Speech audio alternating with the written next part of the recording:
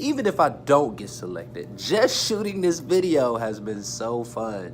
Hey guys, I'm Tim Livingston. I'm a math educator from Houston, Texas, and I'm reflecting upon a lesson that I taught yesterday about fractions. So what surprised me initially about this lesson was how fast scholars caught on to the big idea.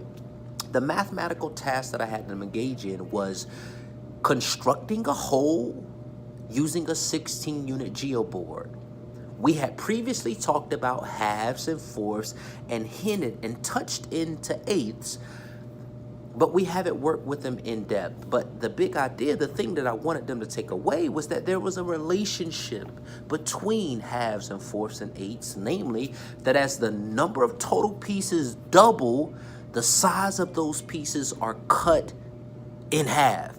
So this is the learning I'm wanting them to go away from, and they surprised me off the jump. They were able to, during our morning group and conversation we call a congress, they caught on to that pattern quickly. They not only caught on to the connection, they brought out some of the remnants of the connection. They were able to extend, not past eighths and on to 16ths and 32nds. They even spoke about multiplying times 2. So I'm blown away because I'm thinking I'm going to really have to open up this lesson because their learning is far more advanced and has been brought out even more so as we conversate and discourse together. So one of the decisions I had to make was I want to give them another example. Other than the 16-unit geoboard, I want to give them another example. And the options in my mind is, I can use a number line. There's so many ways to represent fractions.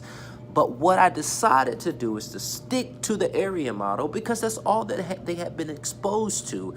And more precisely, they have only seen a 16-unit whole. They've made sense of fractions using that 16 as a frame of reference to compute mentally. So I didn't want to bridge away from that. So I stuck with the area model. So I gave them a pizza, also the area model, and I made sure that there were 16 pieces in that pieces. The way I've taught this in the past was I would move straight from our morning congress, our conversation of mathematical thinking, straight into the mathematical task. But differently, I put in between the lesson was this time where I would show them what I expected by getting a quick example, because pacing was key here. To get a quick example from scholars, show me one way quickly that you guys would construct a whole using a half, a fourth, and an eighth.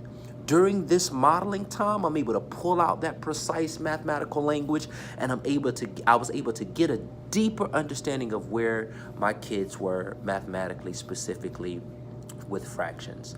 Thank you guys so much for allowing me to reflect with you. Once again, Tim Livingston, Houston, Texas, the Great American Teach-Off Contest. Thank you for your time and your consideration.